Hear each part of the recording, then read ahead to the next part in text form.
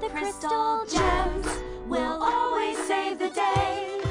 And if you think we can, We'll always find a way.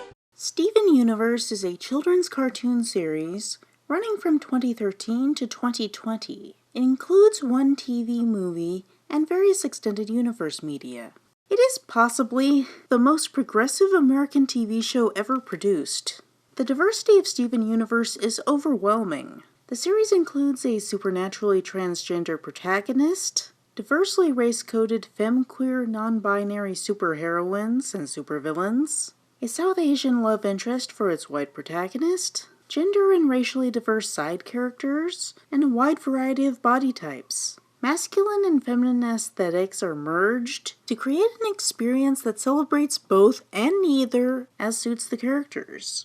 While being one of the most charming, sweet, and lovable shows, it also touches on serious issues.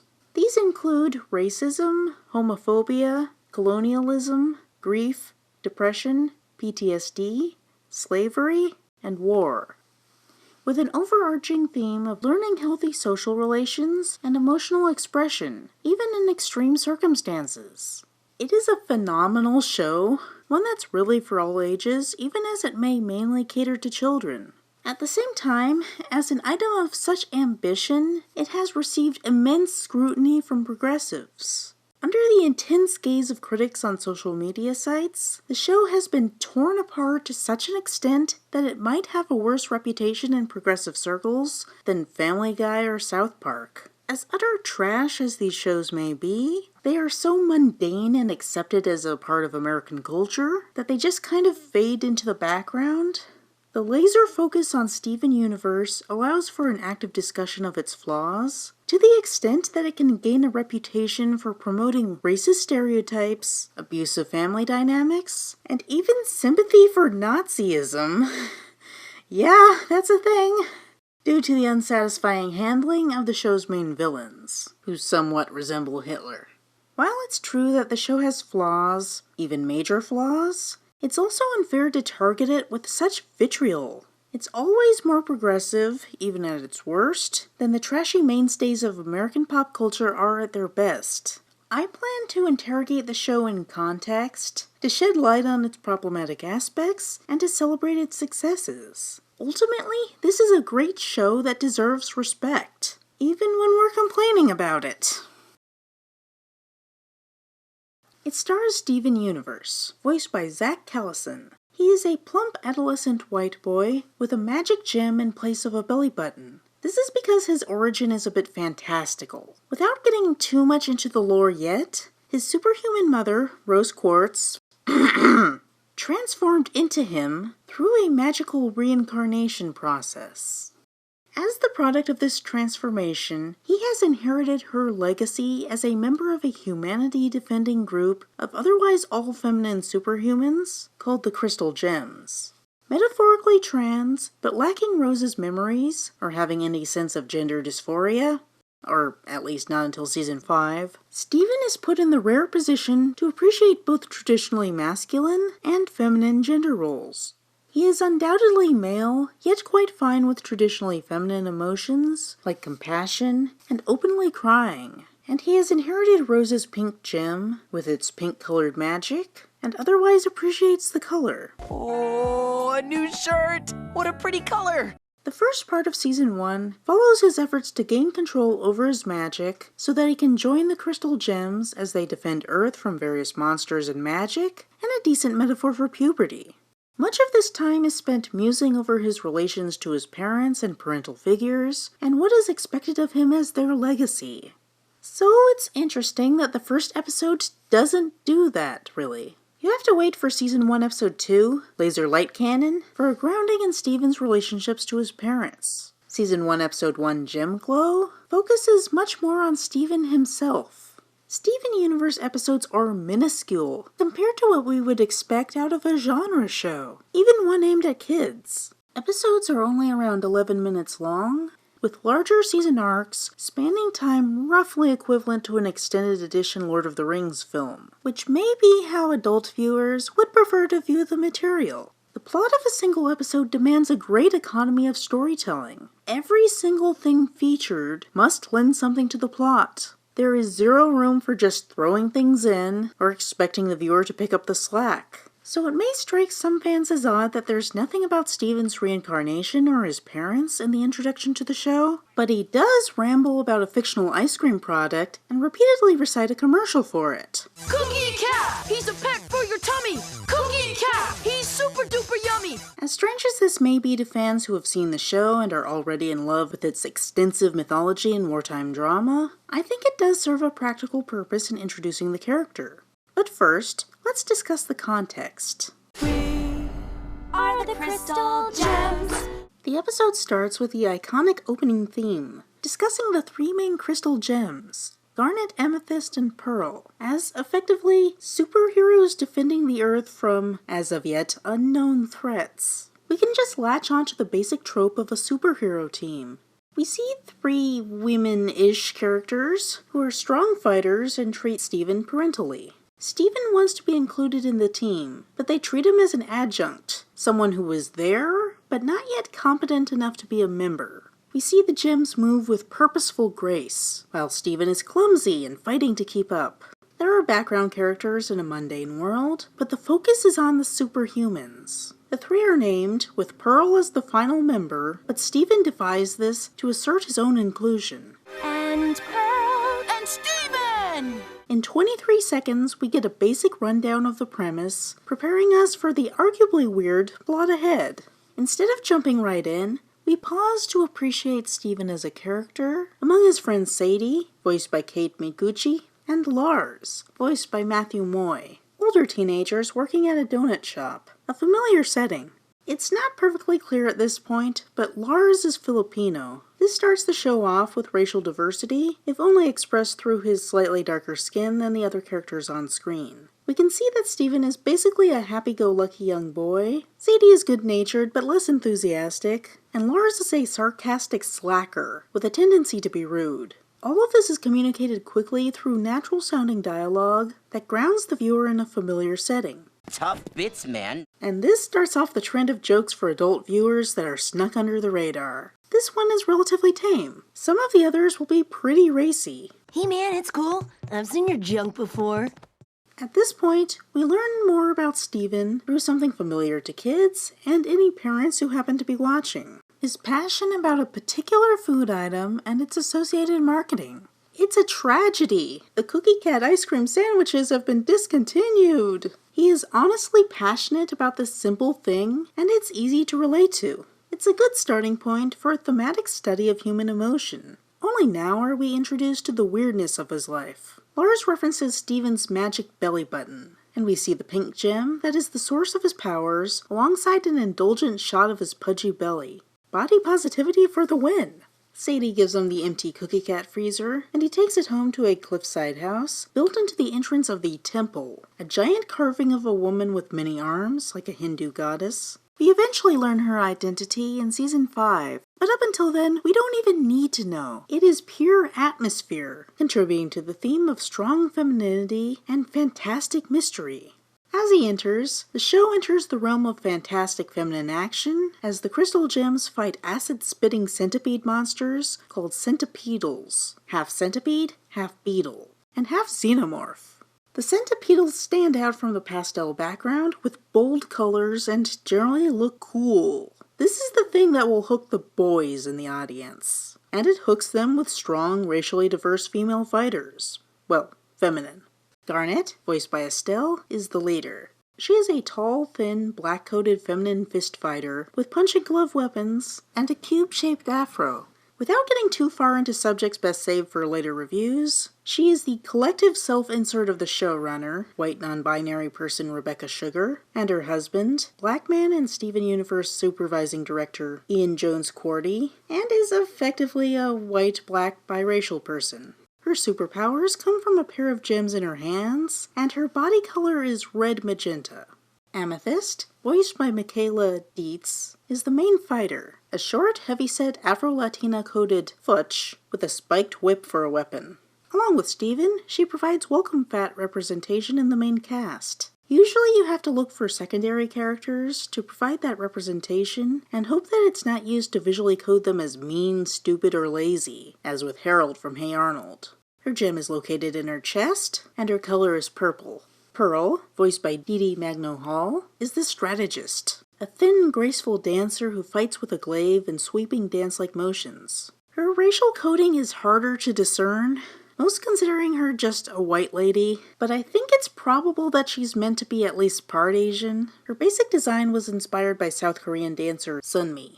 My pet theory is that she's biracial, white, Japanese-American, based on a few stereotypes that show up in this episode, as well as a few martial arts displays that show up in other episodes. Not to mention the fact that it would be in theme with the other two crystal gems.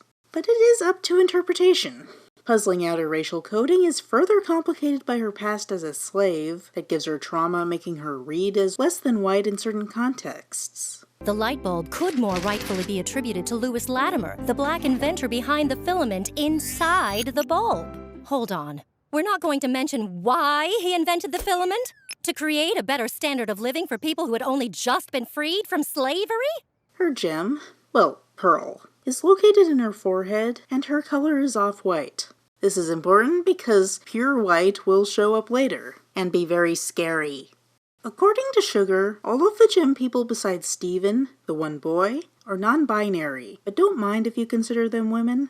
We are led to empathize with and appreciate the sentiment of being non-binary through the mishmash of traditionally masculine and traditionally feminine aesthetics in the show. This sentiment is also present in the indistinct racial coding of the gems. In addition to Pearl looking white but ending up having non-white baggage, Amethyst, who looks black, will be shown to have what is effectively white guilt baggage. Nothing is quite pinned down. One of the overarching show themes is fusion, that of different people coming together to make social units that are greater than the sum of their parts, sometimes quite literally. We are presented with great diversity, and it's all worked organically into the plot by having them be these exciting warriors fighting cool monsters. A lot is communicated about these characters in a short time frame, just by showing their fighting styles. Garnet is strong and straight to the point, Amethyst is crude and has fun, and Pearl values grace and exactness, making every movement count. Meanwhile, Steven shows his own characteristic compassion by caring about the centipedals like they're some interesting animal more than a monster. The crystal gems take them out, and they all vanish into nothingness, disappointing them because they were expecting monster gems, linking the monsters to themselves in a way we don't yet understand. Does that look familiar to you? Yeah? The creators are a bunch of nerds. Steven sees that the gems acquired the last cookie cats in the town as a gift for him. Even this exchange reveals much about their individual personalities. Garnet is reserved but intelligent, Amethyst is easily excited, and Pearl is a neurotic stickler for the rules. While they bicker about whose idea it was. It was Garnet's. I trust her. Steven happily unwraps one and sings the jingle, which gives an extensive sci-fi backstory to the Cookie Cat character. He left his family behind! Cookie Cat!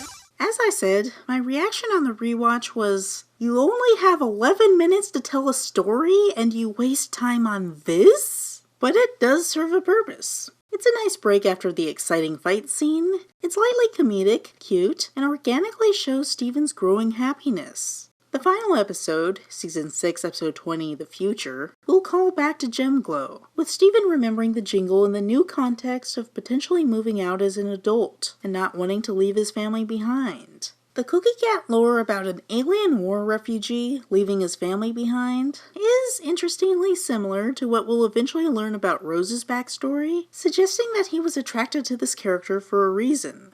Adding to the theme of blending masculine and feminine traits is that Cookie Cat is both masculine and has pink as a secondary color. He's got brown fur from the chocolate cookie, and then has white and pink eyes in reference to vanilla and strawberry ice cream variants. As a result, white and pink bounce off of each other all over the Cookie Cat ad. It subtly challenges gender roles in a way that reinforces Steven's own pink masculinity. His happiness causes his gem to glow, the first sign of his magic powers. He doesn't understand what makes it work, though, and the power fades before he can summon a weapon. Each of the gems then give him a lesson on how to summon a weapon. The problem is, they're all tailored to the specific gem's personalities, and are as useless to him as they are to each other. It's another good way to showcase the different gems. Pearl is careful, scientific, and stereotypically Japanese. Even though no one remembers, she is coded as Japanese in the first episode.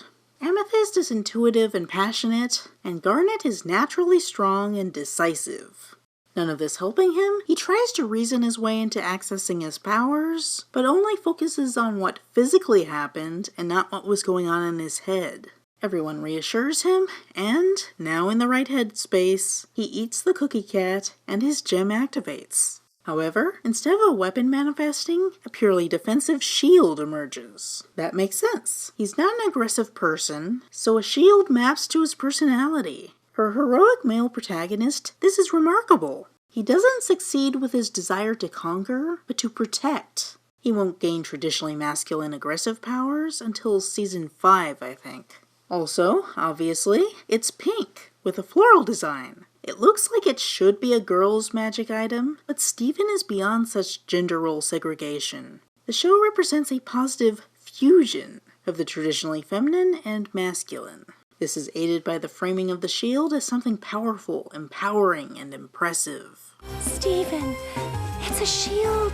Considering what we'll learn of her priorities in later episodes, it doesn't make sense that Pearl would phrase it like that. She would say, it's Rose's shield. However, this episode does not have room for discussing who Rose is, so Pearl's line is changed for the sake of the individual episode plot, perhaps to the detriment of the overarching season plot. He accidentally releases the shield in such a way that the TV gets smashed, the first of several bad things to happen to it. He is left with the conclusion that eating cookie cats trigger his powers, a mistake exacerbated by Pearl momentarily accepting the premise. Yeah, that would be an easy answer, but growing up isn't easy. You have to deal with complex emotional states. Suddenly, the Centipedals return, this time with their powerful mother, a feminine enemy for our feminine heroes. Now given something to worry about, Steven's emotional state changes enough that the shield vanishes. The crystal gems attack, but get pinned down as the mother spits acid at them. Steven grabs all his cookie cats and goes to help. Eating one doesn't work, so he keeps eating, to no effect. The framing allows us to appreciate Steven's earnest attachment to the cookie cats, so his sacrifice of them for the purpose of saving his family feels meaningful. Even though these small material items don't matter much in the grand scheme of things, they can matter on a personal level. It makes Steven relatable and encourages the viewer to be empathetic. The freezer gets smashed and sparks fly. Steven sees an opportunity and passionately recites the cookie cat jingle as he turns the freezer into a weapon. He's super duper yummy! Cookie cat! He left his family behind! What started as a simple commercial jingle is turned into an anthem of love for one's family. I bet a lot of kids shouted along with him. The centipedal mother is electrified. Her body disappears, leaving only a Pokeball? It's a monster gem, but clearly Pokeball-esque. Garnet encases it in a magic pink bubble and teleports it away to save storage. We'll learn more about that as the season progresses, but the Pokeball reference is an apt visual metaphor for the structure of many early episodes where a monster attacks, the good guys defeat it, obtain a gem, and then capture it like a Pokemon. Gotta catch 'em all! Mourning the loss of his favorite dessert, Steven buries a cookie cat wrapper and openly weeps. It's treated as a joke here, but Steven crying becomes a recurring element of the show, and it showcases the healthy approach to masculine emotional distress. He is never told to suck it up and be a man, only given ways to deal with his pain. Even here, Amethyst just teases him a little, and then all three of them comfort him. He gets over his distress, smiles, and then pukes because he ate way too much ice cream. Another adventure in the life of a kid.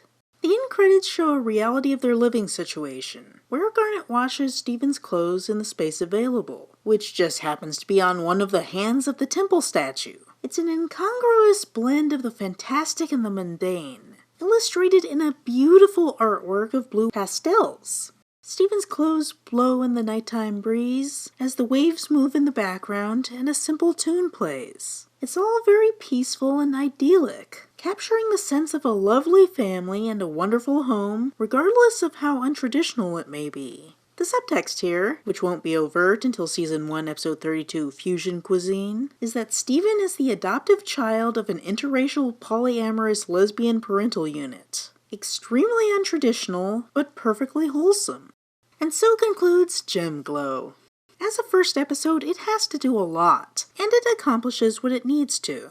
As a fan of the overall series, it's disappointing on the rewatch that it doesn't have anything about Steven's parents, or many elements of the mythos, but I can understand why. The whole premise is weird enough that parts need to be left out if they want to have the quiet moments in between, and that is where a lot of the appeal is. Even though the work is characteristically American, we can see where the creators were influenced by Japanese animation, particularly that produced by Studio Ghibli. It's all very lovely and still manages to be super progressive with all these diverse feminine characters and the masculine-feminine fusion. Even though we know nothing about what the crystal gems are, why Steven is living with them, why there are monsters, or why monsters have gems, these questions are not plot problems, but opportunities for growth. The viewer is left intrigued, not confused. There is nothing left to do but continue onward, and learn exactly why Steven eats a hot dog in the intro. I hope you enjoyed watching. With almost 200 bite-sized episodes in the series, I hope to make Steven Universe reviews a regular series on Going Rampant. But I'm going to do something a little different and make it specifically a series for patrons. Aside from this review, which will have the standard early access period of a few days, every Steven Universe review will be delayed from public viewing for a full year. If you have any interest in following this series of reviews as I release them, please go to patreon.com/goingrampant and pledge $2 or more to gain early access privileges. Otherwise, you can enjoy them in a year. Thank you, and remember to hit like before you go.